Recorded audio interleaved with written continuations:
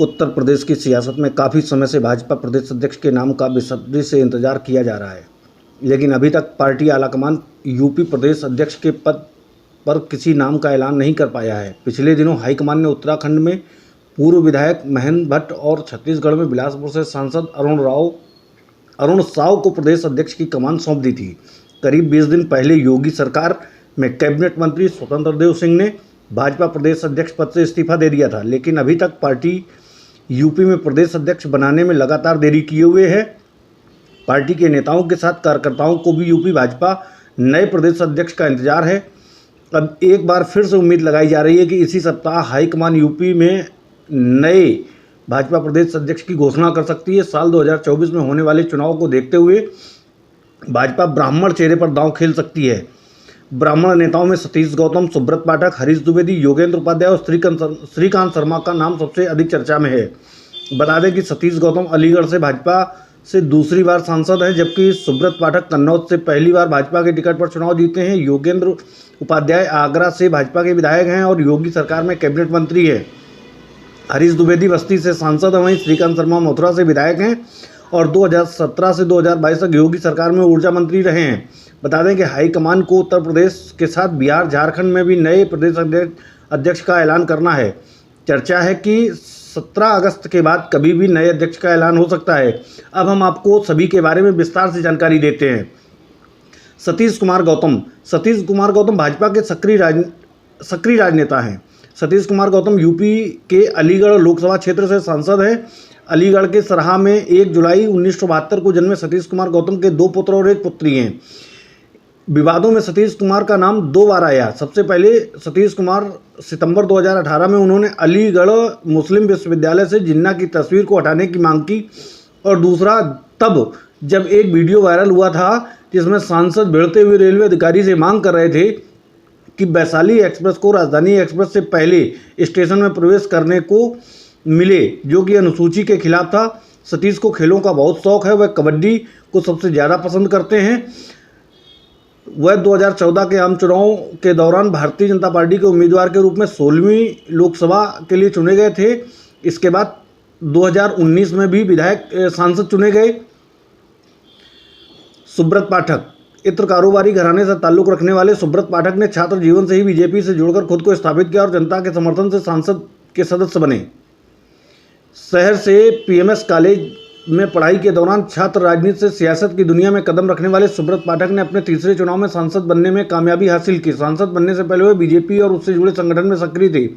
भारतीय जनता युवा मोर्चा के जिलाध्यक्ष से लेकर बीजेपी के जिलाध्यक्ष तक के सफर के दौरान उन्होंने जिले में बीजेपी को मजबूत करने में अहम भूमिका निभाई। सपा का दुर्ग बन चुके इस जिले में भगवा परचम लहराने में उनके संघर्ष का ही नतीजा था कि पिछले 2 लोकसभा चुनाव में उनकी शिकस्त के बावजूद पार्टी ने उन पर भरोसा बरकरार रखा। लोकसभा चुनाव 2019 के दौरान मोदी लहर ऐसी चली कि विरोधी चारों खाने चित हो गए। उत्तर प्रदेश में बीजेपी ने महागठबंधन को पछाड़कर 64 सीटों पर कब्जा जमाया। इसमें यूपी की कन्नौज लोकसभा सीट अहम थी, जिस पर कारोबारी घराने से ताल्लुक़ रखने वाले सुब्रत पाठक ने पूर्व सीएम अखिलेश यादव की पत्नी डिंपल यादव को हराकर शानदार जीत दर्ज की। सुब्रत पाठक ने 12,353 वोटों से जीत दर्ज की थी। इससे पहले 2009 के चुनाव में अखिलेश यादव के मुकाबले पर वह तीसरे नंबर पर रहे थे। हार के बावजूद पार्टी ने उन पर भरोसा बरकरार रखा और निकाय चुनाव में उनकी मां सरोज पाठक को पालिका अध्यक्ष का टिकट दिया। इत्र कारोबारी घराने से ताल्लुक़ रखने वाले सुब्रत पाठक ने छात्र जीवन से ही बीजेपी को जुड़कर खुद को स्थापित किया और जनता के समर्थन से संसद के सदस्य बन गए। 21 साल बाद इत्र नगरी कन्नौज में भगवा परचम लहराने वाले सुब्रत पाठक को मोदी कैबिनेट में जगह मिलना तय माना जा रहा था, लेकिन किन्हीं कारणों बस उन्हें कैबिनेट में जगह नहीं मिल पाई। हालांकि यह भी जानकारी मानी जा रही है कि शपथ ग्रहण समारोह से पहले पीएमओ की तरफ से उन्हें फ़ोन कॉल भी आया था। सांसद हरीश द्विवेदी, बस्ती के बीजेपी सांसद हरीश द्विवेदी की पहचान जुझारू नेता के रूप में होती रही है।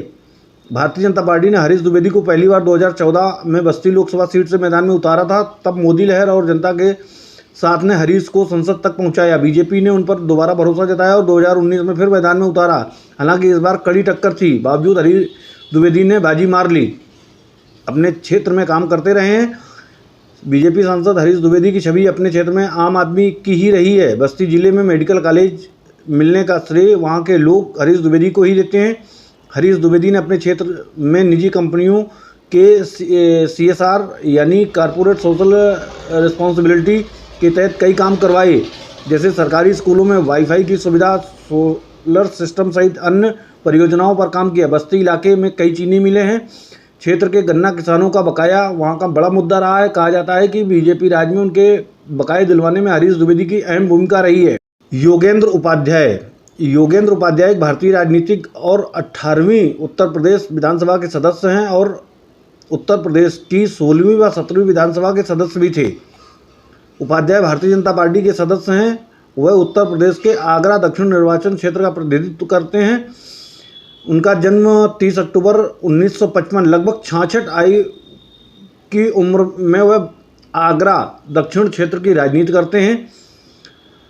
उनकी पत्नी का नाम प्रीति उपाध्याय, उनके दो पुत्र हैं। अभिषेक नारायण उपाध्याय उनके पिताजी का नाम है। पेशे से रियल एस्टेट ब्रोकर और राजनेता हैं। प्रारंभिक जीवन की शिक्षा आगरा में ही हुई थी। उपाध्याय एक ब्राह्मण परिवार से ताल्लुक़ रखते हैं। उन्होंने स्नातकोत्तर और LLB किया हुआ है। योगेंद्र उपाध्याय लगातार तीसरी बार विधायक रहे हैं। वह आगरा दक्षिण विधानसभा क्षेत्र का प्रतिनिधित्व करते हैं। वह भारतीय जनता पार्टी के सदस्य हैं। श्रीकांत शर्मा उत्तर प्रदेश में भारतीय जनता पार्टी के नेता हैं। उत्तर प्रदेश की योगी आदित्यनाथ के पहली सरकार में श्रीकांत शर्मा ऊर्जा मंत्री रहे हैं। उनका जन्म 1 जुलाई 1970 को मथुरा जिले में हुआ था।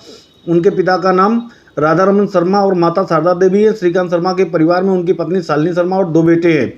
उनकी शुरुआती शिक्षा मथुरा से ही हुई थी, जबकि दिल्ली से उन्होंने स्नातक की डिग्री पूरी की। छात्र जीवन के दौरान अच्छा क्रिकेटर बनने की चाहत भी रखते थे। पढ़ाई के दौरान ही अखिल भारतीय विद्यार्थी परिषद की सदस्यता ग्रहण कर राजनीति में पदार्पण कर दिया था। उनकी प्रतिभा को देखते हुए दिल्ली विधानसभा चुनाव में 1993 में बीजेपी ने उन्हें बड़ी जिम्मेदारी दी थी। 2012 में उत्तर प्रदेश और गुजरात के विधानसभा चुनाव में मीडिया प्रबंधन की जिम्मेदारी श्रीकांत शर्मा को दी गई। 2014 में हरियाणा और महाराष्ट्र के चुनाव में भी मीडिया प्रबंधन की जिम्मेदारी निभाई। 2014 में उन्हें पार्टी का राष्ट्रीय सचिव बनाया गया। वहीं 2017 व 2022 में उत्तर प्रदेश विधानसभा चुनाव में मथुरा विधानसभा सीट से उन्होंने जीत दर्ज की। भाजपा की राष्ट्रीय टीम में अच्छी पकड़ रखते हैं, लेकिन बताया जाता है कि योगी आदित्यनाथ से इनकी नहीं बनती है, जिसका नतीजा यह है कि योगी सरकार के दूसरे कार्यकाल में इन्हें कैबिनेट में जगह नहीं मिली। यह भी माना जा रहा है कि इनके नाम पर योगी जी की सहमति भी आवश्यक है। अब यह तो आने वाले दिनों में जल्द ही देखने को मिलेगा कि प्रदेश अध्यक्षी का ताज किसको पहनाया जाता है। भाजपा का केंद्रीय नेतृत्व जल्द ही सबके सामने यूपी अध्यक्ष के नाम की घोषणा कर देगा। तब तक बने रहिए। मैं उमेश द्विवेदी अगले वीडियो तक आप सभी से विदा लेता हूं और निवेदन करता हूं कि अगर अभी तक आपने हमारे चैनल को सब्सक्राइब नहीं किया है तो सब्सक्राइब जरूर कर दें। धन्यवाद। नमस्कार।